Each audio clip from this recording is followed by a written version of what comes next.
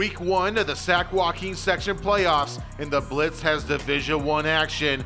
7th seed Turlock High hosting 10th seed Edison High of Stockton. The Bulldogs enter as Central California Athletic League runner-ups with a 6-4 record, and the Vikings, they're the San Joaquin Athletic Association League champions with an overall record of 7-3. The last time these two teams met, it was 2003. I was a sophomore on the sidelines, and Lavelle Hawkins led his team to victory. We league champs, and they had us go on the road. Yeah, they did. They messed up because we are the Vikings. We conquer.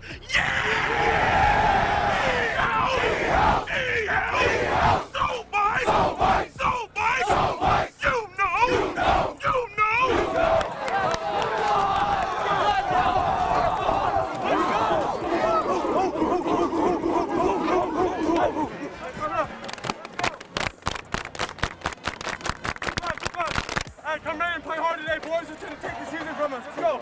Hey, compete today. Win on 3. 1, 2, 3. Bulldog K on me. Bulldog K on 3. 1, 2, 3. Bulldog K. Turlock being led by their senior quarterback, who just broke the single-season passing record, while the Vikings are led by a young and physical team that is hungry for a win and looking for some redemption. They feel slighted that they had to travel on the road as undefeated league champions. Let's do it again.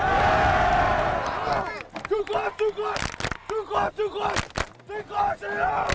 Oh! Dogs on 3, dogs on 3, 1, 2, 3, dogs. It's time for some action on the Friday Night Highlights. Turlock with a methodical opening drive, and Cole Gilbert on 3rd and 8 finds JT Foreman the third, and that's good for a first down.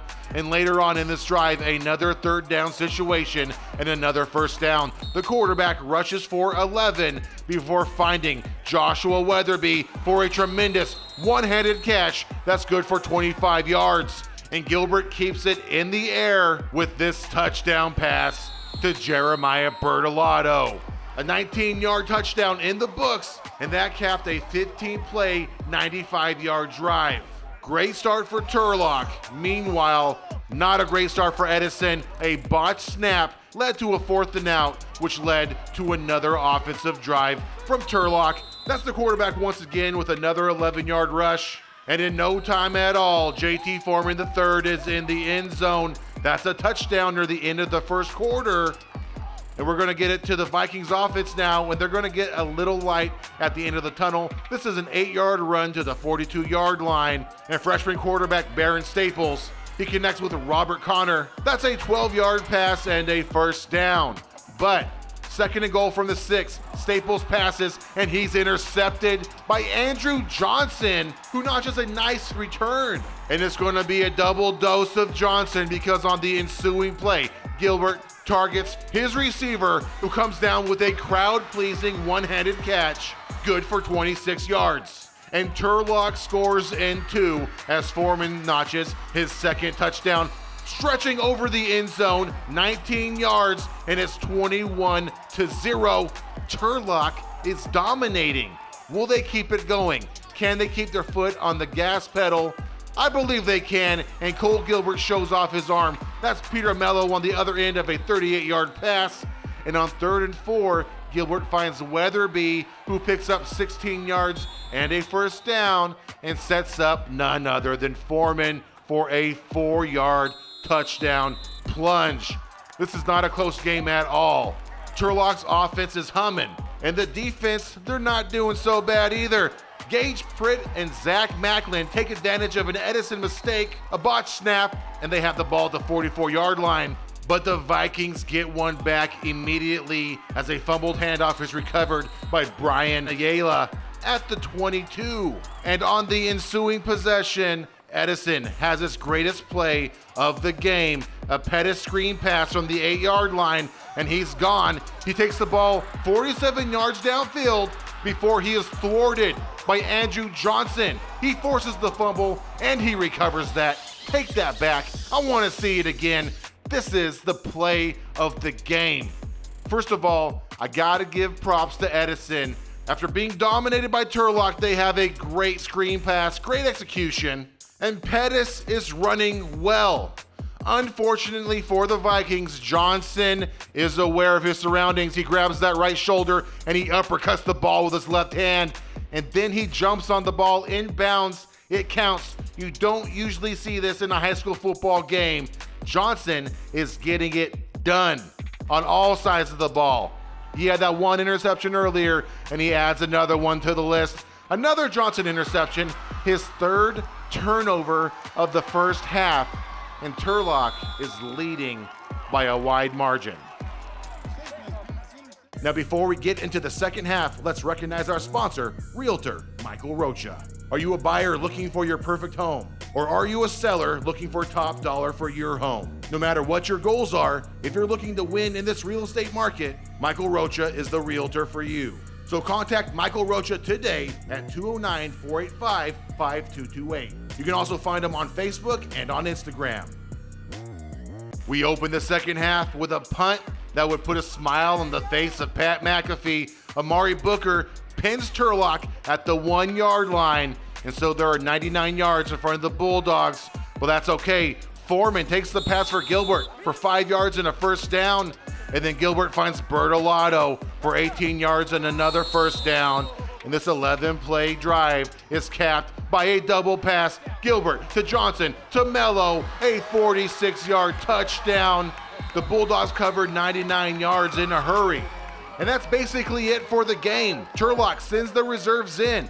Vincent Gonzalez connects with Macklin for a first down, but a 31-yard field goal attempt is blocked by Christopher Hallen. But Turlock is unfazed. They have the goose egg on the board, and they're going to keep it that way. There's a sack. Jackson Mendoza coming up big for the Bulldogs, adding a flex at the end there. And we're going to see another sack right here by Dominic Luna, ankle picking like his name's Tony Ferguson. And our third and final sack of the last drive comes by way of Eli Watson and Chris Garcia. Bulldogs pitch a goose egg, and they're on to face St. Mary's.